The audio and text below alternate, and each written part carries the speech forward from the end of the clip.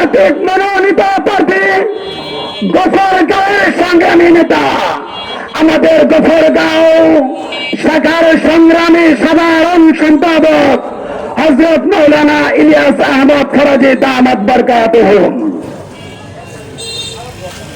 ইন্নাল হামদুলিল্লাহ ওয়াসসালাতু ওয়াসসালামু আলা রাসূলিল্লাহ মা বাদ।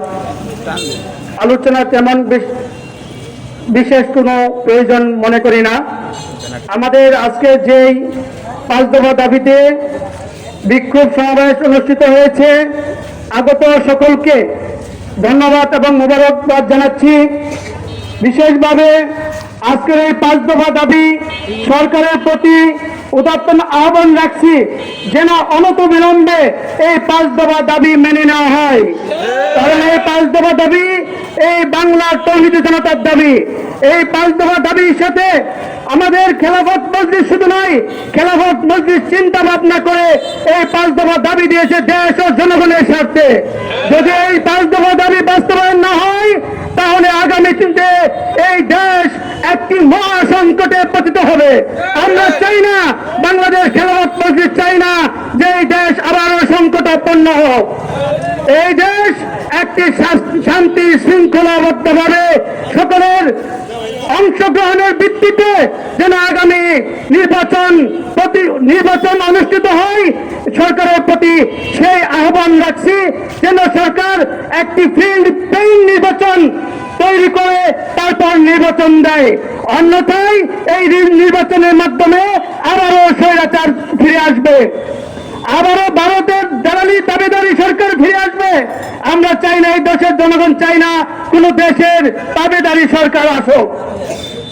এই দেশে যদি জুলাই সনদ এর ভিত্তিতে আইনি ভিত্তি না দেওয়া হয়, জুলাই সনদকে আইনি ভিত্তি না দিয়ে যদি নির্বাচন দেওয়া হয় তাহলে আবারও স্বৈরাচার ফিরে আসবে।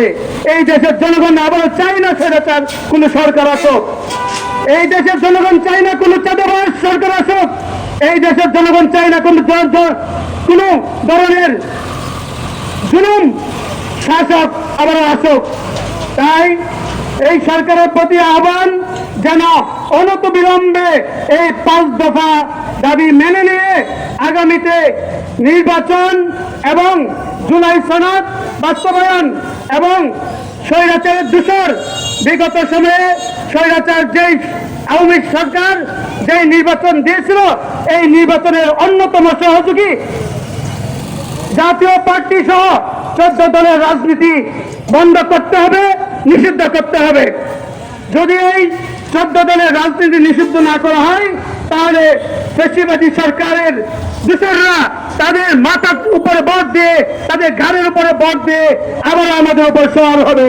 এই জনগণ, এই দেশের জনগণ এটা চায় না। তাই আমাদের আজকে যারা মিছিলে অংশগ্রহণ করেছেন সকলের প্রতি আন্তরিক মোবারকবাদ ও কৃতজ্ঞতা।